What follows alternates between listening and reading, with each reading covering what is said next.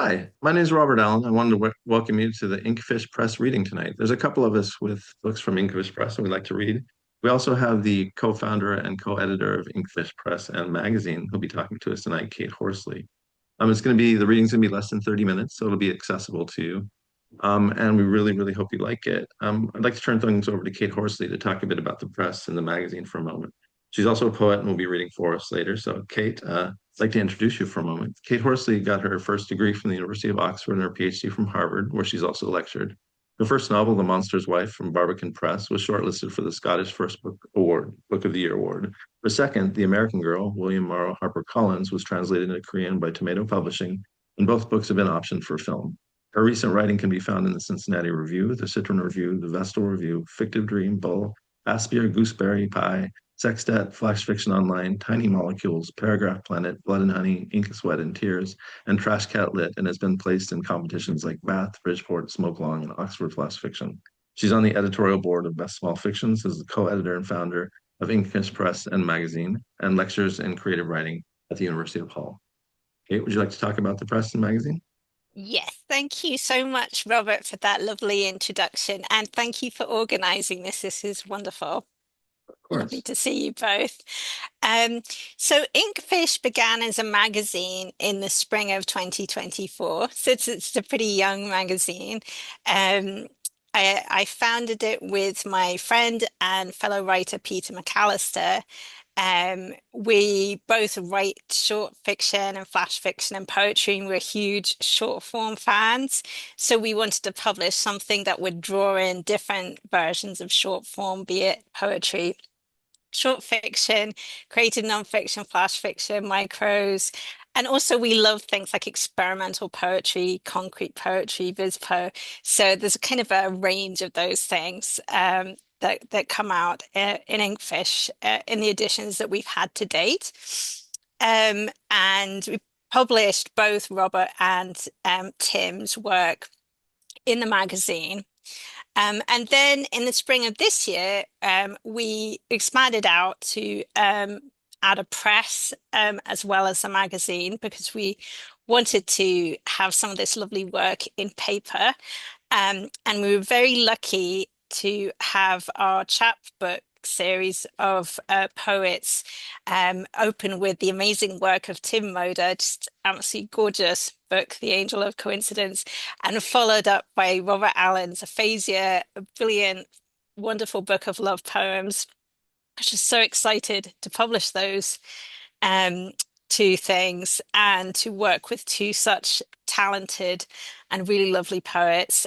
We've currently got another book of poems, a ch chapbook out by Ewan Glass.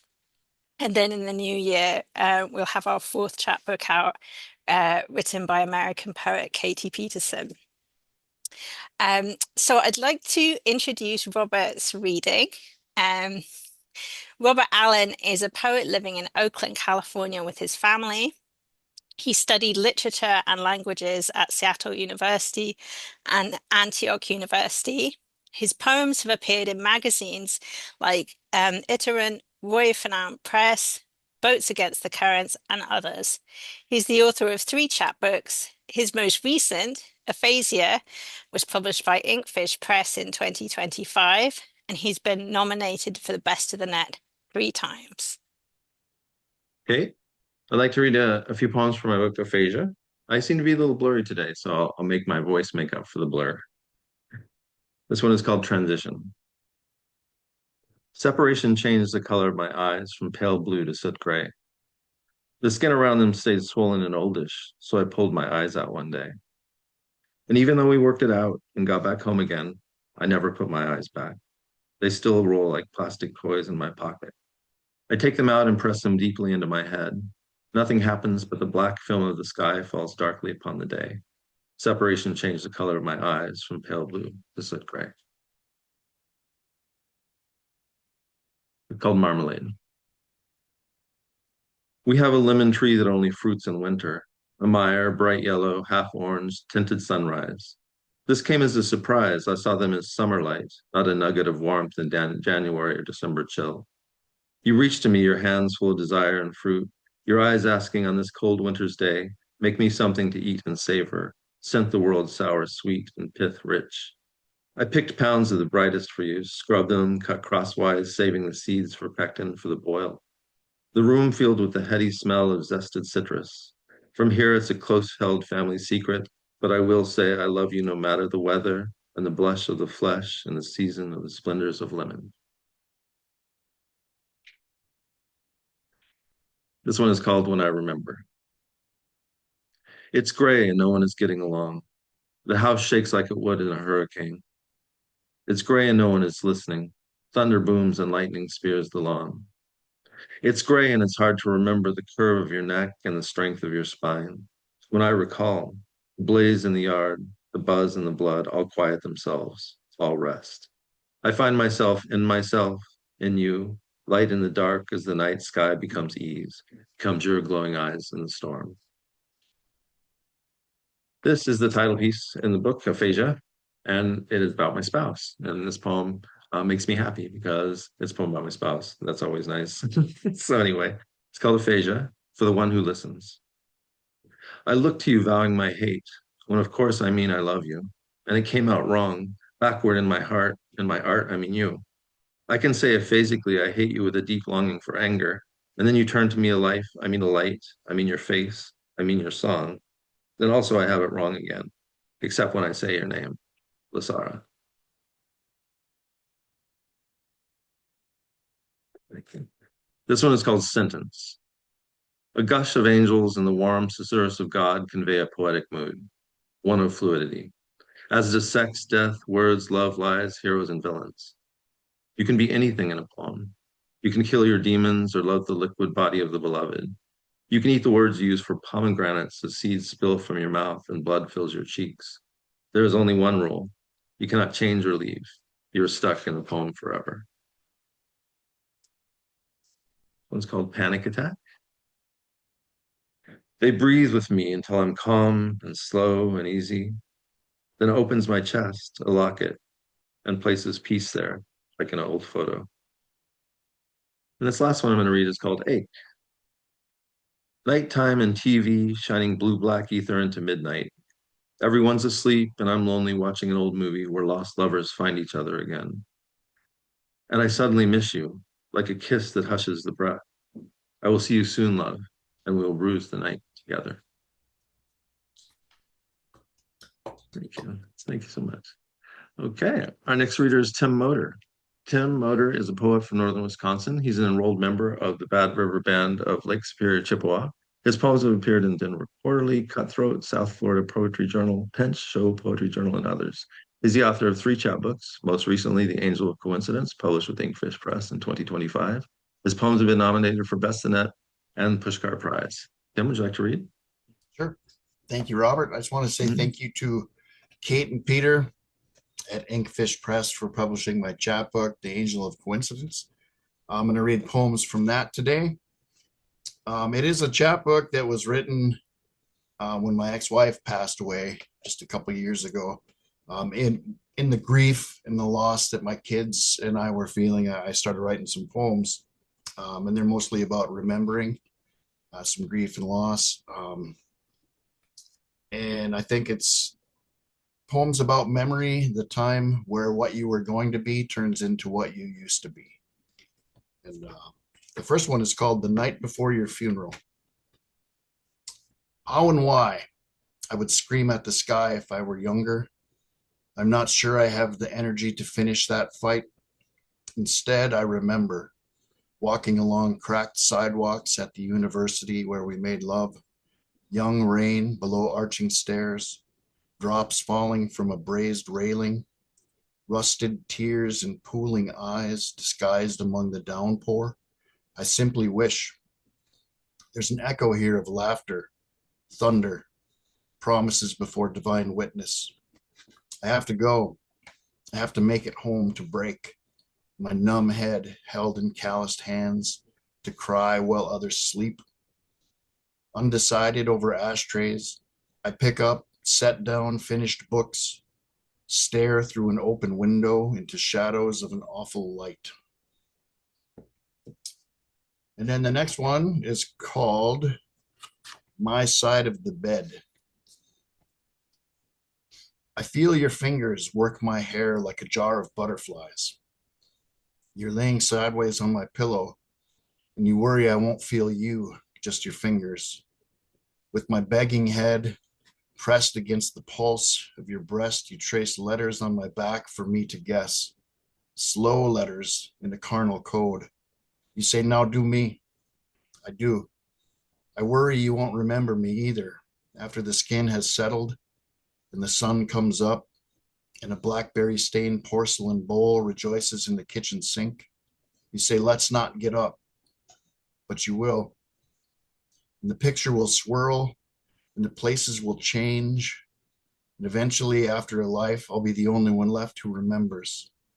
And I will. I'll remember as an early translation of a lost manuscript that I quote in my sleep when the feeling goes out of my body and my eyes smile politely and my side of the bed forgets everything but your fingers. And then I'm going to read one more, kind of longish. It's called Cedar Waxwings and the Apple Blossoms. I wonder about love, how it figures out a summer day in breezes as trees shrug off the sun while reaching for each other, sidelong glances covered in crown shyness. How you busy yourself before company, put out plates and finishing touches, change your mind, put good plates out, make yourself a sensuous sandwich, eventually put out paper plates. The way you reach for popcorn, slowly without looking, arms engaged in windmill, bucket to mouth to bucket to mouth, a treadmill, never taking your eyes from the screen, how you prefer to watch reruns. The way you kiss my neck when I'm driving, slightly dangerous, taboo, leaning around mountain curves, lifting unrepentant scarlet lips from skin suddenly alert to limits. How you wake from vacation on a beach in Mobile, Alabama to take pictures of the sky, comparing wounds with unregarded gulls, deflated balloons, reflected blue against expansive seas.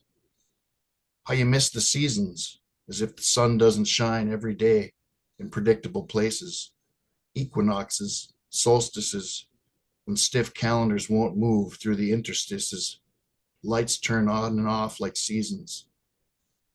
How you withstand an unintended audience in front of a thick-necked dog with a frayed gold collar, staring low through snarls to the side of open porches, where a rapture of ants inhabit a heaven of peony. How you listen through the window as a shadow, a reflection of an image attuned to voices, a blurred brush of denim, the sound of an engine, a footfall up worn concrete steps, the way the screen door stretches open, welcome home. How you skip reunions, satisfied with unreported accolades, pictures taken from obituaries, but later ask me to break into the school with you, to visit homeroom lockers and dance in 4/4 time on newly waxed herringbone tile floors. How you combed out my curls, stiff, all overish, on a bench in the balcony of the school gym, raking through tragic knots politely, diplomatically, till long, smooth strands emerged, finally tied and conditioned with ribbons. How I walked a 3-mile blizzard on a sharp night for a goodnight kiss, sweet, untainted, past cyclone fencing at the Tri-State Fairgrounds, orange blurry through the white where nothing moves. I heard your neighbor's phone. The way you made an island in the middle of infested city streets, undistracted by 100 raising voices, how you held my face with quiet hands, repeating, look at me, look at me, look at me, until I did. The way you held my hand while forgetting colors, time and music. And then in a sermon of a sigh, you said my name, said my name, you said my name. Thank you very much. Again, Robert, thank you. Kate, thank you. Robert did introduce Kate already with the bio. Would you like to read, Kate? I would thank you for the introduction, and thank you, Tim and Robert, for such beautiful readings. That's an absolute treat to hear you read out loud those poems that I've read so many times. That was amazing. So, these are three poems that began life in a poetry group with Robert and Tim, and I got was lucky to get a wonderful feedback on early drafts of these poems. So if you don't like them, I guess you could say it's their fault. So this is the first one. A fox walks into a bar. Okay, so it goes like this. A fox walks into a bar and the barman says, "Hey, why the long face?" No, wait, that one's about a horse. Okay, here we go. A fox walks into a bar and the barman, he says, "Hey, why the big paws?" Okay, so a fox walks into a bar and he orders up a Cosmo. He just needs a little space. That makes no sense at all. What's this whole deal with foxes anyway? Knock, knock. Who's there? Oh, hey, it's just me, Fox, climbing right up in your head. Yeah, you heard me right. The fox, meanwhile, keeps on circling after rabbits, sneaking inside the poet's chicken shed of images, her kitchen midden of discarded images. But what does a fox really do when he slips under the chicken wire, over the moonlit clearing, rooting through bones and lost loves? No, no, no, there's no joke in there. It's just a question, drifting in the heart's deep accent.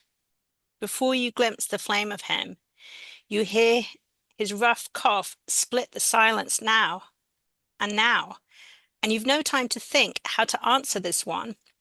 Why did the fox cross the road? Easy.